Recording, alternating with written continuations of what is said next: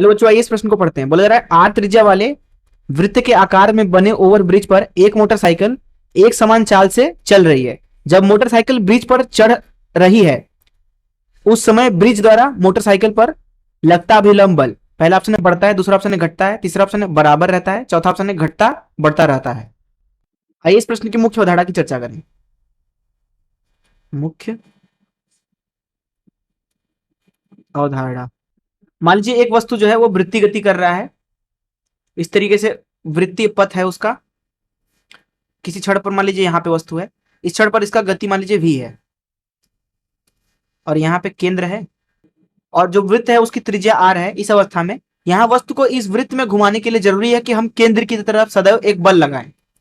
उस बल का मान होना चाहिए mv का वर्ग भागे r के बराबर। m है वस्तु का द्रव्यमान और ये F बल केंद्र की तरफ हमें लगाना ही पड़ेगा mv का वर्ग भागे r के बराबर, ताकि ये वृत्तीय गति करे। ये F आप घर्षण बल से प्राप्त कर सकते हैं, गुरुत्वाकर्षण बल से भी प्राप्त कर सकते हैं, स्थिर वैद्युत बल से भी प्राप्त कर सकते हैं, तनाव बल से भी प्राप्त कर सकते हैं इत्यादि। जैसे उदाहरण के लिए अगर आप बात करें पृथ्वी और सूर्य की, तो पृथ्वी लगभग लगभग मान लीजिए वृत्तीय कक्ष में घूम रहा है सूर्य के चारों तरफ, तो उस अवस्था में पृथ्वी को जो गुरुत्वाकर्षण बल है वो दे रहा है केंद्र की तरफ बल। केंद्र में क्या है? सूर्य है। वहीं आप देखें अगर एक परमाणु के अंदर, तो इलेक्ट्रॉन नाभिक चारों तरफ घूमता है, इलेक्ट्रॉन को केंद्र की तरफ बल मिलता है स्थिर वैद्युत बल से। एक रस्सी ले लीजिए, उससे एक वस्तु को बांध दीजिए और उसको घुमाइए, तो जो वस्तु है जो कि अभी वृत्तीय गति कर रहा होगा उसको केंद्र की तरफ बल मिल रहा होगा तनाव बल से। तो इस मुख्य धारा का इस्तेमाल करके चलिए प्रश्न को हल करते हैं। प्रश्न में बोला जा रहा है कि एक ब्रिज है, तो मान लीजिए कि ये कोई एक ब्रिज है इस तरीके से, ठीक है। ब्रिज की जो त्रिज्या है मान लीजिए यहां पे उसका केंद्र है, तो वृत्त की जो यहां पे त्रिज्या है ब्रिज की वो मान लीजिए r है। और मान लीजिए यहां पे कोई एक इस तरीके से मोटरसाइकिल है, ठीक है, जो कि क्या कर रहा है, ऊपर चढ़ रहा है। मान लीजिए उसकी गति v है इस तरीके से। बोला जा रहा है कि जो उसकी गति है वो नियत है, तो नियत मान लिया इसको।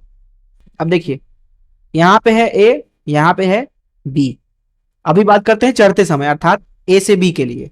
a से b है तो अभी इसकी चर्चा करते हैं, ठीक है।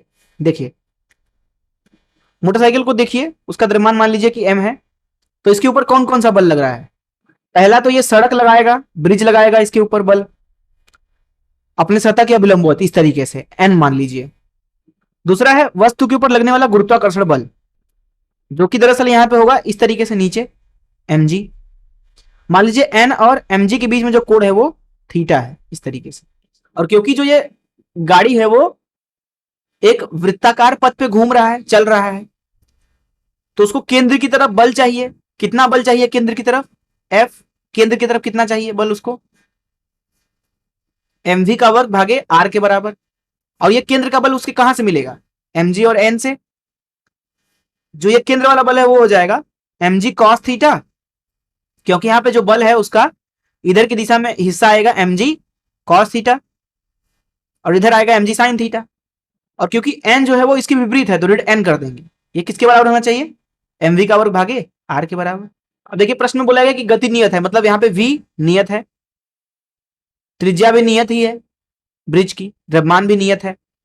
तो यहां से हम बोल सकते हैं चढ़ते समय जो n होगा उसका मान लिखा जा सकता है mg cos थीटा ऋण mv का वर्ग भागे r। तो यहां पे पूरे पद में केवल एक चीज बदल रहा है, वो है थीटा, अर्थात cos थीटा बदल रहा है।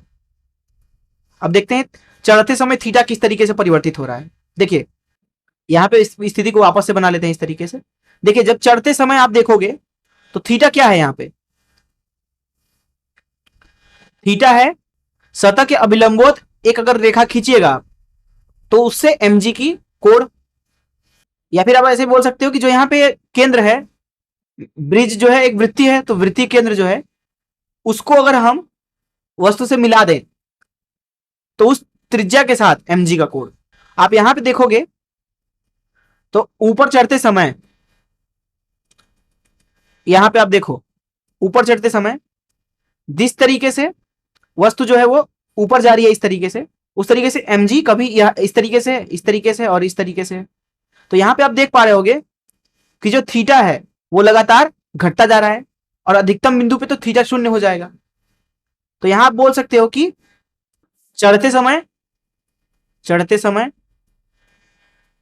समय जो थीटा है वो क्या हो रहा है, घट रहा है। इसका मतलब क्या है, देखिए जब थीटा घटता है तो कॉस थीटा क्या होता है, बढ़ता है। कॉस थीटा यहां पे बढ़ रहा है। अब यहां पे जो एन है उसका मान आपको पता है, यहां पे क्या है वो, एम जी कॉस थीटा ऋण एम वी का और भागे आर। यहां पे कॉस थीटा अगर बढ़ रहा है तो ये पूरा ही पद बढ़ेगा, अर्थात यहां पे जो अभिलंब बल है वो क्या हो रहा है, बढ़ रहा है। कब, चढ़ते समय। यही हो जाएगा इस प्रश्न का उत्तर। आइए देखते हैं कौन सा ऑप्शन सही है। पहला ही ऑप्शन सही है। मैं आशा करता हूं कि आपको इस प्रश्न का हल जरूर समझ में आया होगा। धन्यवाद।